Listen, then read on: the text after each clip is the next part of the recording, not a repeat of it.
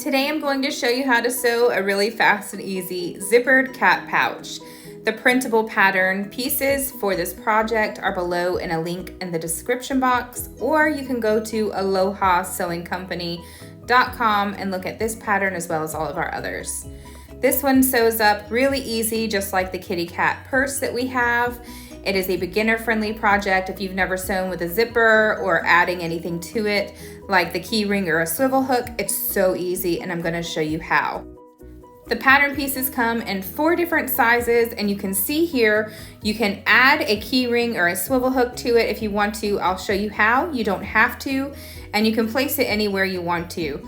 It also shows you here the 4 different sizes with the finished dimensions, and that the smallest one is good for a cash or coin purse or to hold hand sanitizer. Here is that one, where the largest one is good as something like a pencil pouch or will hold a cell phone, and you can use it like a little clutch. After you print the pattern pieces, go ahead and trace it onto your fabric as I've done here. This is the front of my pouch, this is the back, and this is going to be the inner lining. You're also going to need a zipper.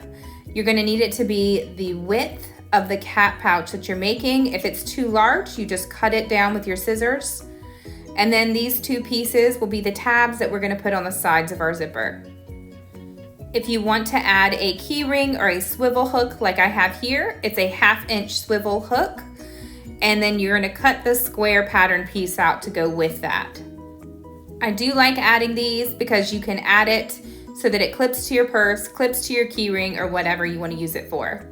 So let's go ahead and let me show you how to make this part. Go ahead and fold that little square in half with the wrong sides together so that when you open it up, you have a nice center crease that you can see. Now you're going to fold in both sides of your fabric right up to that center crease. Press it flat with your iron, and then you will fold those 2 pieces together one more time. This is going to make the little fabric tab that will hold your swivel hook or your key ring if you're adding that.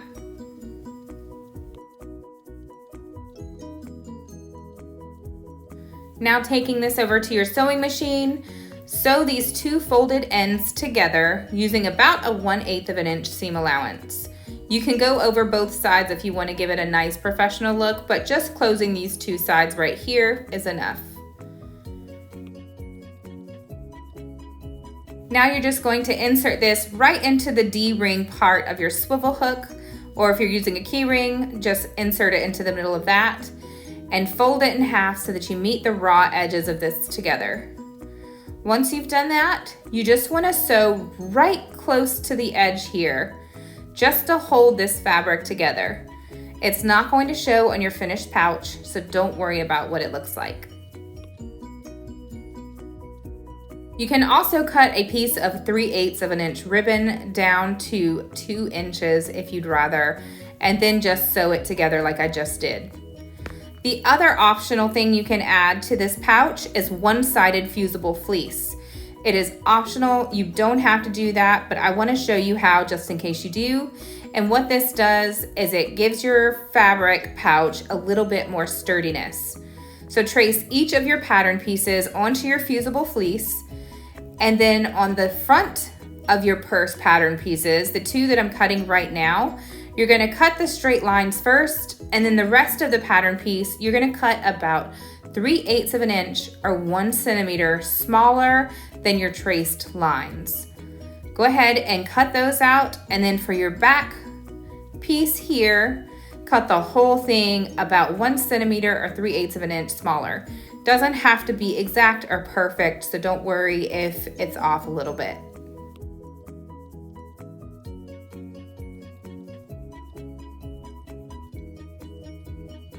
Once you have them cut out, let's go ahead and apply them to your outer pouch pieces. So for the back of your pouch, you're going to get your cat head, get the rough side of your fusible fleece. The rough side has little teeny tiny glue dots. Put it onto the back side, the wrong side of the fabric for your back of your pouch.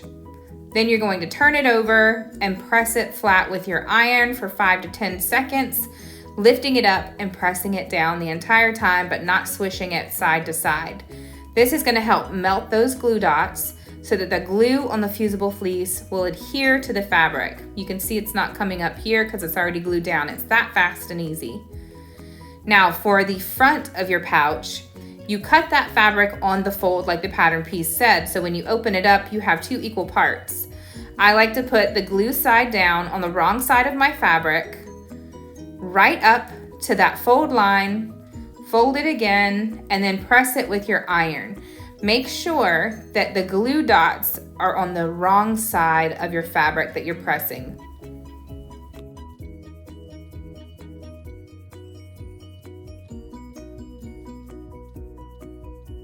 Now we're ready to go ahead and start putting this together. You're gonna need to get your zipper, and you can see that mine's a little bit longer than the pouch that I'm making. So I'm just going to line it up with my pouch and cut it down to size. You can just use your regular scissors to do this. Don't use your fabric scissors. Now, if you have a metal piece on your zipper, make sure you cut that off first and then measure it so that way your needle doesn't get broken trying to sew through a metal piece. Now get your 2 rectangular fabric pieces that will be the tab ends of your zipper, fold them in half with the wrong sides together, and we're doing this just like we just did the tab fabric for your swivel hook. Fold both of your ends inwards to that center line and press it with your iron. And then you're going to fold those 2 folds together and press that. Now you're gonna see here in a second how these tabs go right over top of the sides of your zipper. So what you're going to do is open this up and then put your zipper sandwiched in between the top and the bottom.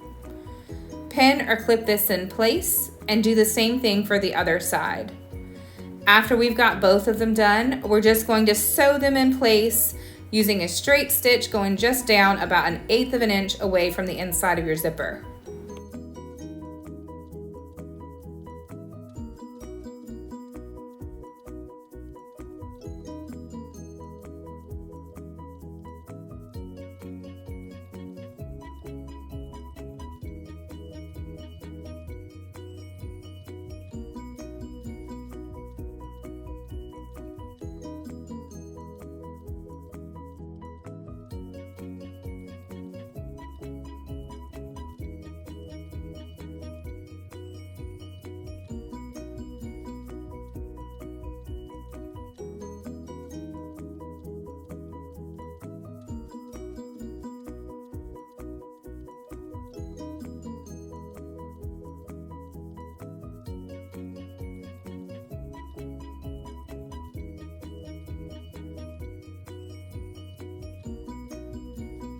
Now that we've got that done, let's go ahead and attach this zipper to the front of our pouch.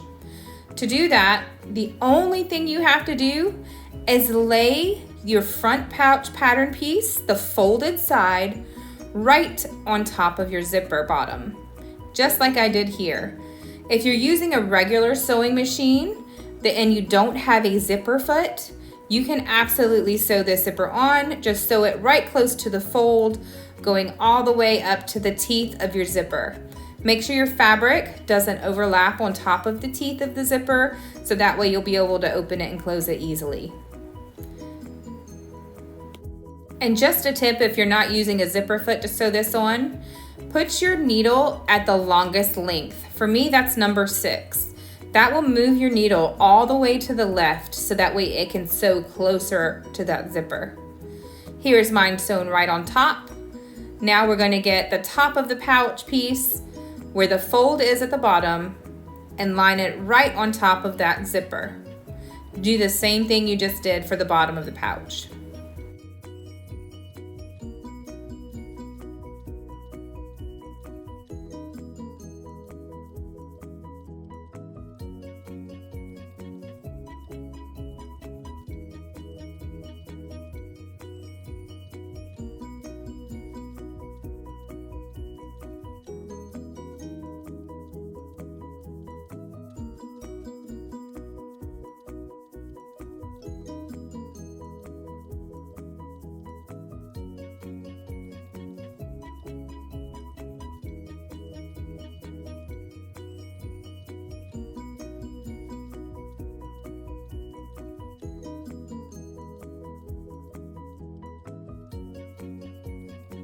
Now get your pouch lining piece, the cat head that will go inside.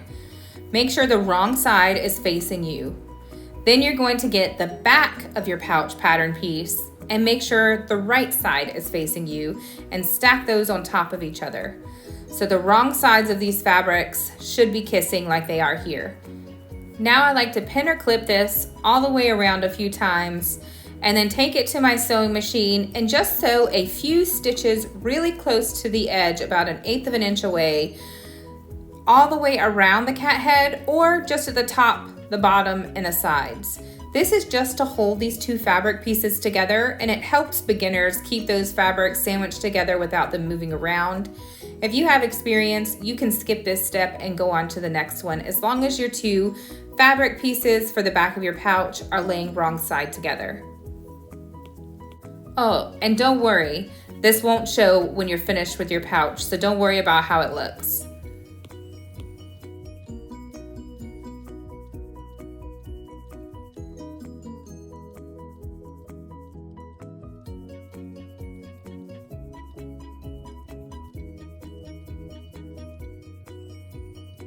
Now you can see I stayed right close to the edges and just put stitches around a lot of this just to hold the two fabric pieces together.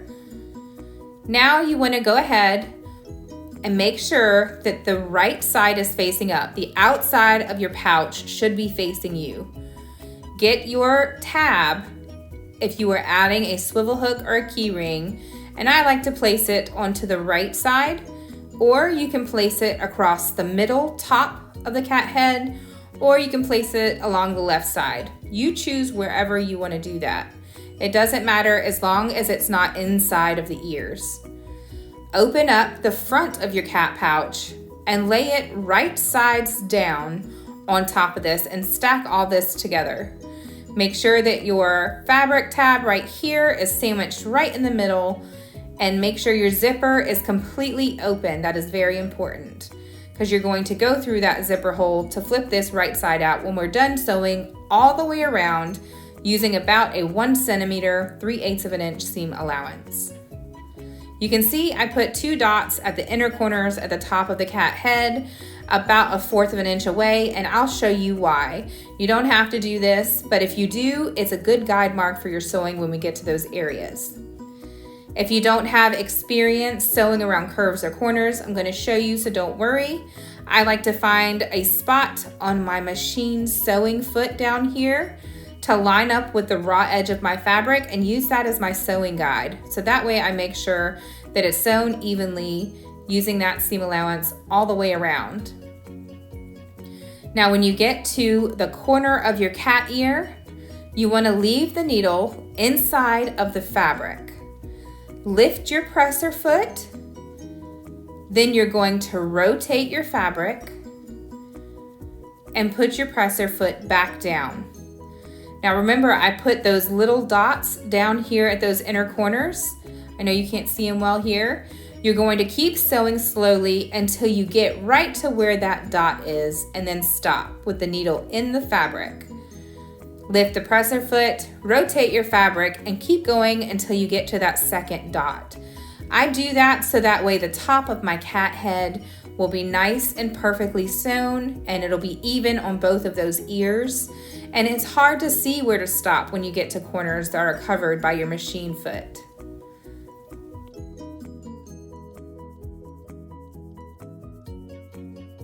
Don't worry about the 2 tabs on the top of my cat head. I ended up making this into a purse as well, so that's why you see those. Now you can see I sewed all the way around using about 1 centimeter seam allowance. If you have pinking shears, I would suggest you using these and cutting down your seam allowance all the way around your cat head. Make sure that you snip off the corners, making sure not to cut through your stitches, so that way it reduces the bulk at those corners, and when we flip it right side out, it'll lay nice and crisp and those corners will poke out nicely. If you don't have pinking shears, that's okay. Just trim down your seam allowance and then cut the corners of the cat ears off of your seam allowance. And also we're going to make a few small snips right at those inner corners of the top of the head. I'm going to make 3 small slits right up to the stitches. You do this so that way when you flip it right side out, that curve will lay like a curve.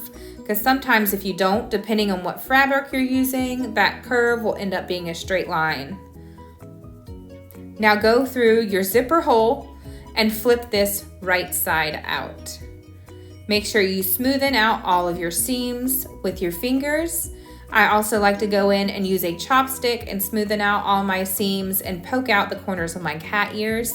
Make sure you don't press too hard because you could press right through your stitches. After you've done that, you can press out any wrinkles with your iron and you are completely finished with the sewing. It's a really quick and easy project. The other thing that I like to do is I like to add a piece of 5-inch ribbon right to the zipper hole so that way it gives it a little zipper pull. So I've got my 3/8 of an inch ribbon. I cut it at a slant at the ends and then I heat seal them with a lighter just for a second or two so that way it prevents this ribbon from fraying. Then you're going to get one of the corners of the ribbon and push it through your zipper hole. It can be kind of finicky if you're using a thicker ribbon, but you can also use something to help you push it through. Now pull it through and then just tie it in a knot, and I think it gives it a really cute elevated look when you do this simple step at the end here. One thing I also forgot to mention when you were sewing this entire thing together at this last step, if you don't have pinking shears and you don't want to see the raw edges, you can also go over the edges with a narrow zigzag stitch just to finish those seams off. Thanks for watching this tutorial. I absolutely love making these. If you have a pattern that you want made with the tutorial, please comment below and like and subscribe to this channel because once every week this year, I pick one subscriber and give them a $50 gift card to use on any of my patterns, and I make the pattern that they requested for free. I hope you enjoyed my sewing tutorial.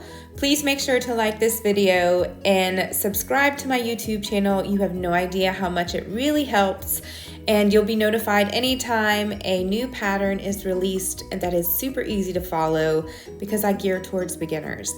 I have patterns for children, for babies, for household stuff, for adults, clothing, all kinds of stuff.